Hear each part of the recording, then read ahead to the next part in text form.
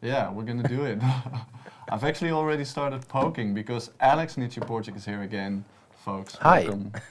Hi, I'm drinking tea. I'm drinking tea, and it's brought to you by Medal of Honor. Wow, that must be great tea. Bit bloody. EA maybe. paid me Oh yeah. for this. Yeah, I'm just sell it now. Anyway, yeah, you have a lot of interesting news, which is why I was really happy that you could come by.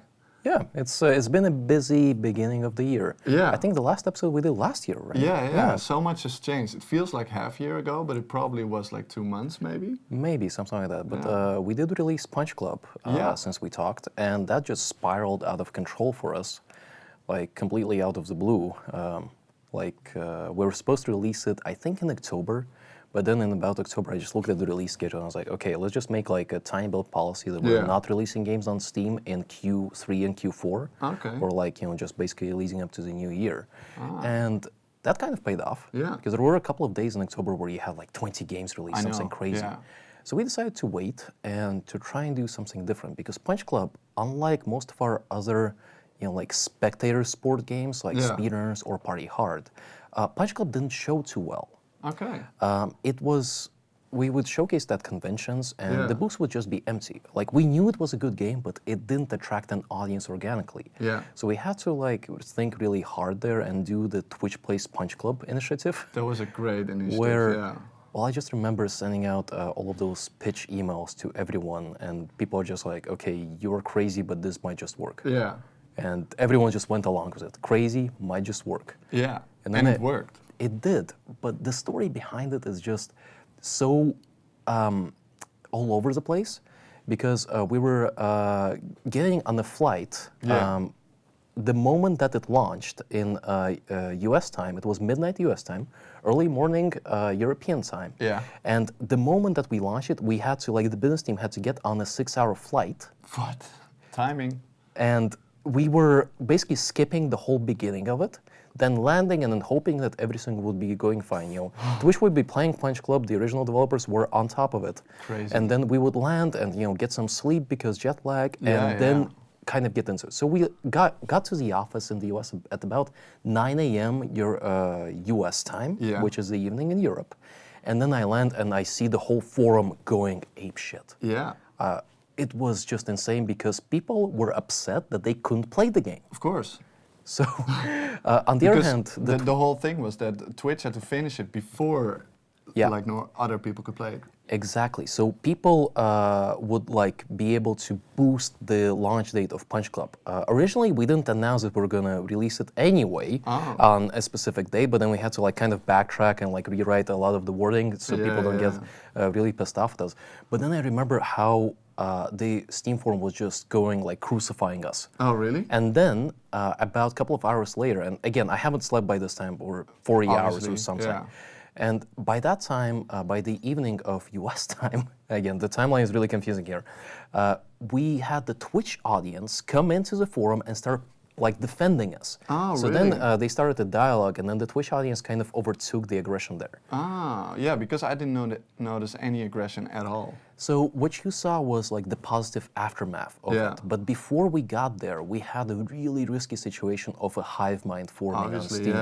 And that was, needless to say, a little bit stressful for the whole team. Everyone basically just running around pulling their hair out. And because the developers are watching their baby being burned on the Steam forum. Yeah. But anyway, Twitch finished it early, right? They finished it in 36 hours.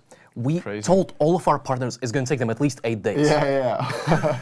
And then like the next day we go, guys, it's out. Can you like, do your stuff? Hit the button. Crazy. Yeah, I really thought it was interesting because it's a really novel way to launch your title, right? Yeah. I mean, you kind of would expect it looking at all the Twitch games, and I visited GDC and I saw a lot of interesting projects that were done on Twitch, but this was the first kind of launch on Twitch, right? Yeah, as far as I know, it was. It's also one of those things that you can't really do again because it's no longer going to be a story. Yeah. This was one of those like all-in scenarios where we knew that the game is good, we just need to get the attention onto the game. Yeah. And now, well, in hindsight, it worked out really well. Yeah. I'm also really enthusiastic about the trailer you guys put out for the expansion. I'm gonna hit it.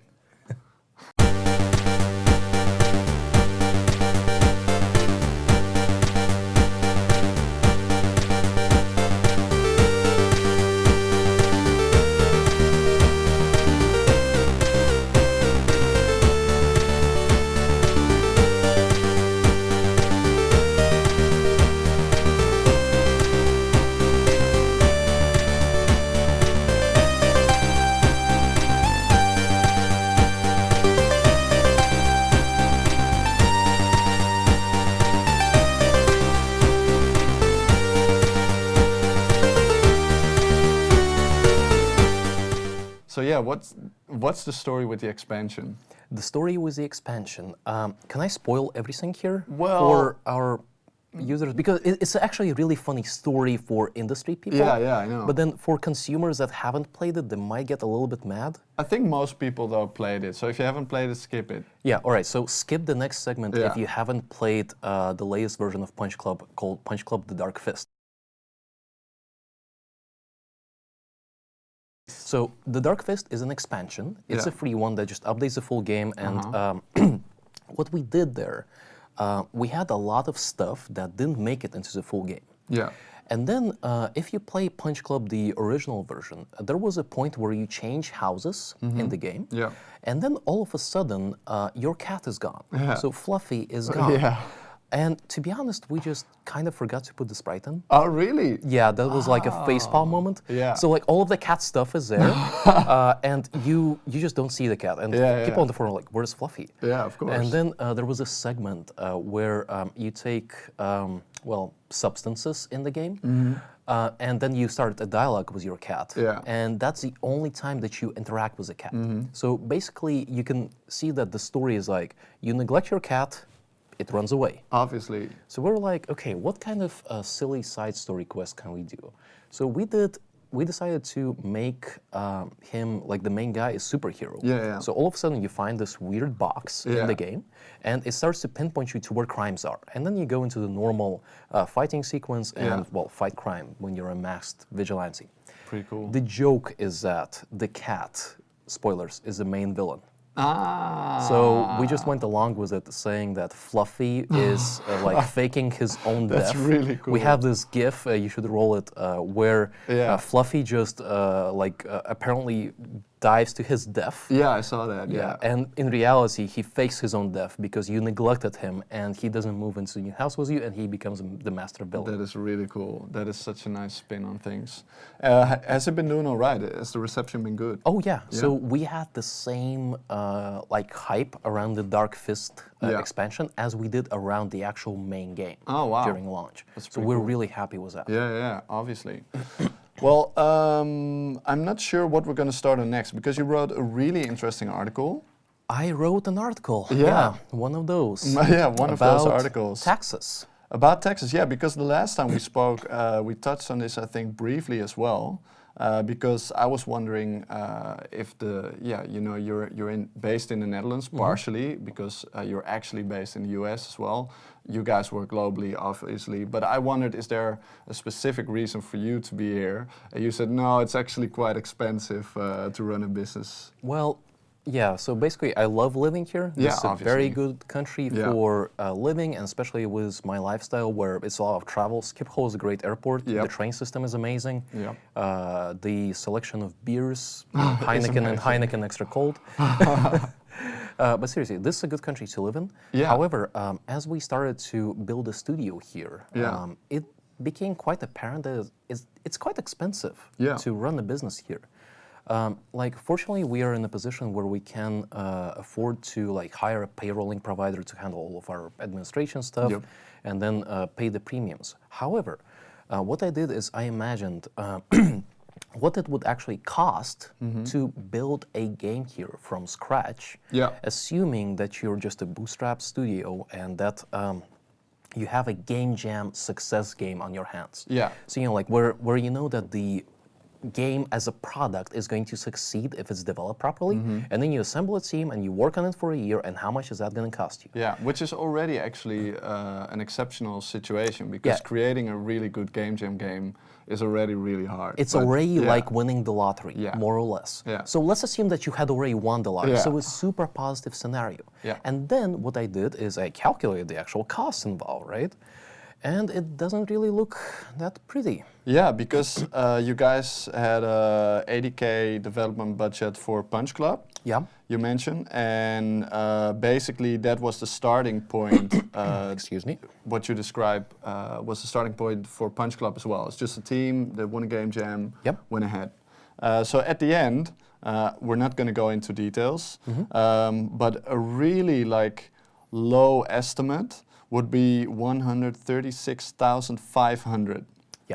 That's the lowest end estimate, assuming that everyone works, as far as I remember, on minimum wage. Minimum wage, yeah. With all of the taxes involved, with a cheap office, Yeah. and assuming that you can get the highly skilled people on board. Because the highly skilled people will not just work for minimum wage, Yeah. Usually, because they are like, we're worth more than that, Exactly. obviously, yeah. So then you have to fight with the situation of, getting people on board for revenue shares or something like that. A lot of the time people will want to have full social security, that's why they're willing to go for the lower minimum wage, but then the employer costs are just really, really big there. And for a startup, like just specifically in this situation, when you know that your product is going to succeed if it's done fast and done right. Yeah, you gotta work lean. Exactly. Yeah. And the situation right now is that for startups, it's too much of a risk. Yeah. Like if I was a web developer and I tried, I'm not really good at, I tried. So if I was a good web developer or like a JavaScript C# engineer, I could go and get a really high-paying freelance gig. Yeah. Or just go for a full senior management position at the company and be really happy off. Yeah. So what is the incentive for me, outside of just wanting to make games, to go into a startup like this? Yeah, go for minimum wage, why would you? So the social overhead is pretty big on the total sum because it's like 136,500 with a social overhead of 40K. Yeah, so the social overhead is around 40% depending on how you count. Yeah. I spoke to many different accountants on how that can be structured, and everyone comes down to around 40%, give or take. Yeah, that's a lot. So because basically that's a huge part of the problem for a startup. I mean, obviously, if you're like a big corporate organization, that's no problem for you at all. Yeah. But if you gotta gain traction, that could really stop you. Exactly, and in the startup world, where you have a hit product on your hands, it's gaining traction, you need to aggressively staff up, ideally get some funding, and just keep on rolling. You don't have time to spend a couple of weeks on dealing with company setups or dealing with getting like a corporate credit card or anything like that. Yeah. That's why I love doing business in the US, because I can just go to a bank and within a day have everything set up. Yeah. It's just as easy as that. So basically why we're talking about this and the reason why you also mentioned this in the article is that we're trying to get in touch with the Dutch government. We're trying to get this message out of here. We're trying to show people that specifically for our industry, which is game development, we need to have a simplified and transparent solution for game development startups, because there is a ton of game developers in the Netherlands. Yeah. Like the estimate is that there are 2,000 students graduating every year. Yeah, it's a bit of a rough estimate, but yeah.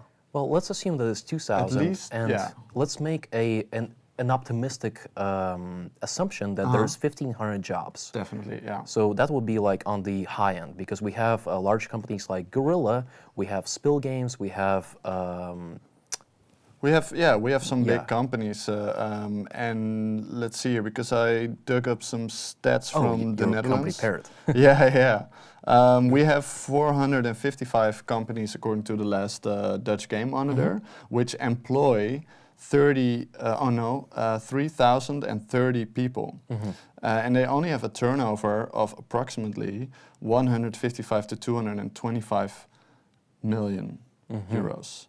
So that's relatively low compared to other countries, and actually we employ relatively a lot of people. However, I think a lot of these companies are new and a lot of them fail once they've started, and that might have to do with both that we're a hit-driven industry and that it's difficult to cover your costs. Well, it's also difficult to start up, and then if you fail, that's the main difference between areas like the Silicon Valley and here, is that in the Silicon Valley, if you fail, you have experience. That's it. So you can actually, like, if you've been a CEO of a startup that failed, you have experience at failing. Yeah.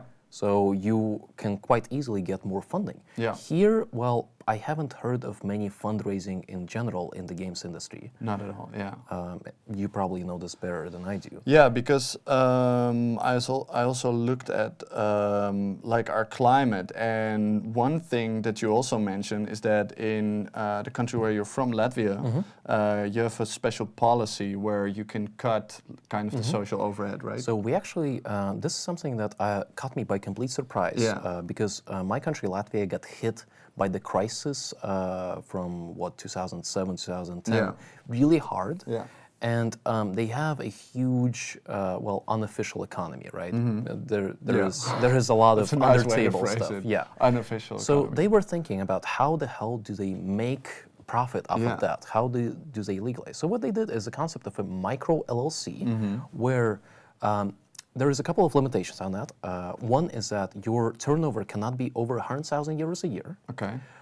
The salaries of people cannot be over 720 euros, Yeah. but just for comparison, the minimum wage is 300. So we can basically like cut or multiply these numbers by 4 or 5 to meet Dutch standards. Then you can't employ more than 5 people, and your only tax, if you're in that situation, is 9% on the turnover. Yeah. So you pay a maximum of 9,000 euros a year, and that's really it. So you don't pay any income taxes as an employee of this company. Okay. So they give you that net. Yeah. And the goal of that is just to facilitate a startup culture where teams of up to 5 people can create something, and if they succeed, then they obviously go into the next bracket and become a normal company because they have the money to pay so. Or if they don't succeed, then the cost of that failure is not as big. Yeah. So basically you're building knowledge in that way. And what I've been looking at is we have something similar in Holland, although it's a bit unreliable. But it's the Wet Bevordering Speur- en Ontwikkelingswerk. The research and development, right? Yeah, WBSO, which gives you, as a startup, or not even a startup, just any, like if you're a one person or a corporation or whatever, you can get up to 40% of discount, I'm not sure if I'm phrasing that correctly, of your, of the costs of your employees. So basically, it cuts the social overhead. Yeah, for a big percentage, up to 350,000 euros. If it gets more, you get a cut of 16%. However, and this is something you have told me, because both you cannot invest it on market research, not on schooling yourself. It's you gotta have an innovative product, which is innovative for your own company, and then you could get this WBSO. However, it's unreliable. You've told me. So my experience with this is that indeed you need to prove that it is a research and development product, right? So what if you're developing a game based on a known engine like Unity, based on known mechanics? So what are you actually researching and developing? That is a question. Pretty hard to defend, yeah. So in my opinion, and again, people have argued with this on Facebook, and do continue arguing because it spawns a dialogue. Definitely, in my experience, this is not transparent enough. This is not built for something like the games industry, where you can develop a product and then fail and disrupt the market if you succeed. There's no guarantee that you can actually get this. Exactly. So if your business model is already based on the fact that you need this discount, and then if you don't get it, then you have already failed. So your costs are basically way too high. Yeah, it's crazy. So in Finland, they have a way better job of doing it, which is also, of course, why we see a lot of Finnish companies. Since Nokia, actually, they have been developing mobile games, and there's no industry within the entertainment industry that's been more successful than mobile these past years. So, of course, they have Rovio, they've got Supercell, but they've also got like indie darlings like Badlands, Oceanhorn, stuff like that. Some really talented people, like the guys that do the sound for the Flambeer games. They also come from Finland, and their market is worth 2.2 billion. That's crazy. With only 2,400 people working there. So they have even less people working there than we do in Holland. Yeah, and then a company like Supercell, like they don't employ that many people. Yeah. However, they got bought for billions of dollars. Yeah, and also that's also because the government is really easy on startups, which you need because you have a lot of big companies there, and if they have losses, then people go away from Rovio and they want to start their own thing. For example, I think the Trials games. which have been published by Ubisoft. They were from 2 old Rovio guys, I think, or anyway, they come from big companies and they need that. And I think in Holland we have some talent as well that need to, you know, be able to go out there, have a startup, and succeed. Well, that's very normal. Like, I'm glad you mentioned Finland because what happened with our industry, you know, they had Rovio as like the big catalyst. Yeah. And whenever a large company like that grows, obviously there's going to be people with tons of experience in building teams, building products, marketing them. Then they'll spin off into other startups. Yeah. And that's very healthy for For the industry in general. We need tinyBuild to become as big to have this effect on the Dutch game industry, really. All right. Well, we already have big players here, right? That could already be spawning these. However, we then face the same problem. Yeah. Like, too expensive to fail. Yeah, definitely. Yeah. So our recommendation for solving this problem, or actually your recommendation for solving this problem. Well, my recommendation for solving this problem would be just to create something that is very easy to understand and transparent for startups. Yeah. And I'm not talking about like, you know, filling out special forms about, you know, like research and development grants or, you know, tapping into different media grants that also exist. I'm just talking about something very simple where here is a type of a company that you can do as a startup, put some limitations on that, put a very easy to understand taxation on it so everyone knows what's going on, so that people who are young, want to become an entrepreneur, can afford to fail. Yeah. And that's the main thing. If you can afford to fail as an entrepreneur, you will fail enough times to create something new. Yeah. Like the light bulb, that was prototype number 2500 something. Definitely. You fail thousands of times and then you succeed. But when you do succeed, that's when the actual magic happens. And Rovio, Angry Birds wasn't their first game. No, I know. It was their 50-something game. I know, yeah. And even before that, like Nokia had been making a lot of mobile games, of course, as well. So they already had experience in Finland for mobile games. So to kind of like wrap up this story, we have our recommendation, but I do want to reach out to the viewers, and if you know anything about this or you have contacts with the government or whatever, just respond, look at the article thread on Alex. Just contact us. We really want to start a dialogue because this country is in a unique position where you have a lot of talent, the education here is great, but I just really want to be able to hang out in a startup circle, you know, like of people who have started 5, 6 different companies, failed 4 times, succeeded on the 5th time. I have never talked to anyone like that here. No. In the US, however, that's constantly happening. I know, and in Canada is also a pretty big industry. In Finland, they also have a lot of network opportunities and meetups. So even all you people out there who are doing meetups right now, that's a really good starting point. Keep on doing meetups. That's very important. Yeah. And that's basically like the backbone of an industry, and I really hope that the government can turn around and kind of help us with the startup culture here as well. However, you also have another big announcement. We're shooting this on April 4th. Today is a Monday, and today in like a couple of hours we're actually announcing that SpeedRunners, the game that you may have heard about, developed by Double Dutch Games, is finally releasing at early access on April 19th. Bam! Finally. It's going to be a PAX East launch party. Nice. So we're going to release the game on the Tuesday. Then on the Thursday, we're going to have a party at PAX East, like when everyone's finishing build-up. We're inviting all of the streamers, everyone from the indie mega booths. We're going to eat pizza, play SpeedRunners. Great stuff. And then we're flying out the best player in the world, nicknamed Purple Turkey from Canada, to PAX East. And then we're going to have him play against everyone there. And if anyone can beat them, then they're going to win stuff. Nice. I don't think they'll win. Because are you guys an official esport yet?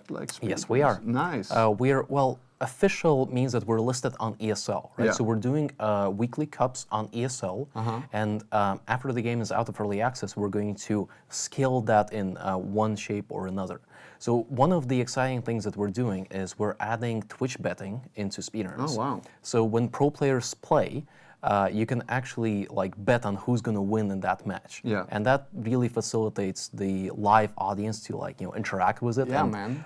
We have the screen that shows where people think like who's going to win. Oh, really? And that puts a lot of pressure on the players. That is really cool. That's what esports needs. I When mean, like you have a 1 to 10 bet in, again, useless points, then it's really funny to see the underdog just trying to win and then someone getting a ton of points because of that. And it adds a lot to the emotion behind the matches Yeah. because people just want other people to win more. That's great. I You always guys, vote for the underdog. of course, yeah. But you guys seem to be at the forefront of this again. Like, I'm so curious, what's the next step? The next step is going to be, I strongly believe that now that we have the capacity to port games to consoles quite fast, we want to release games everywhere at once.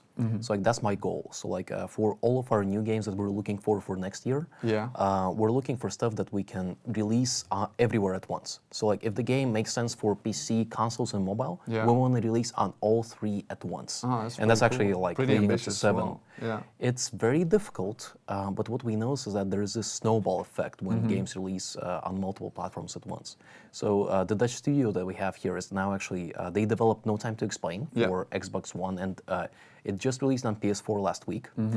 And that studio is now handling all of the porting that happens with our third-party games. Oh, okay. So whenever we get new games on, as soon as it's feature complete, we just take it and go through cert, and that's it. Nice. Released everywhere. It's pretty cool.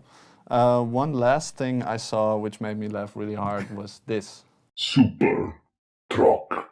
Super truck.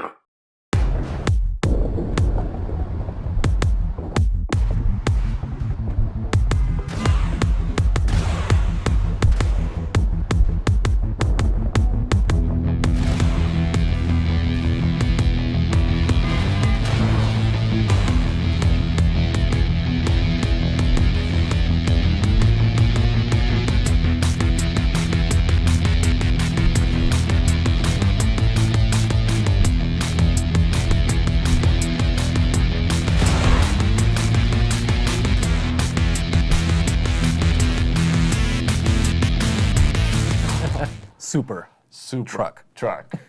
Yeah, that's really cool. That's like the last story because you guys are doing so much, and this made me laugh so hard. What is it? So Super Truck is our April's Fool's joke from last Friday. That was not really a joke. So I wake up at like 8 a.m., check my Skype, and the developer of Cluster Truck is sharing this video of a game mode that's going to be in Cluster Truck, where it's essentially the trucks are red and they move only when you move. So just like in Superhot. We talked to the Superhot guys and they really love the idea. And I was like, okay, well, what if we actually release this as an April's Fool's joke with a nice trailer and actually have a build that has this? That's what people wouldn't expect. Of course, yeah. So we made the trailer, then we made the build, we released it to everyone, and people are like, okay, yeah, funny joke, haha, super hot, whatever, and oh, you can actually play it. And you know why that's great? Because I'm always disappointed. I hate April Fools because it's always disappointing. And now finally it's like, hey, which is a really nice way to kind of like, actually you fooled April Fools. Kind of. There was this thread on Reddit where people are like, oh yeah, another April's Fool's fake trailer, good job. And then people are like, dude, it's actually real. Like, oh, joke's on me, double joke. That's pretty cool. And I love Superhot as well, so I love the idea. It's a really cool game. We actually got the original voice that did Superhot to do Super Truck in the trailer. It's pretty cool. All right, so you can download it and play it for free. So yeah, you can download it, play it for free. Just try it out.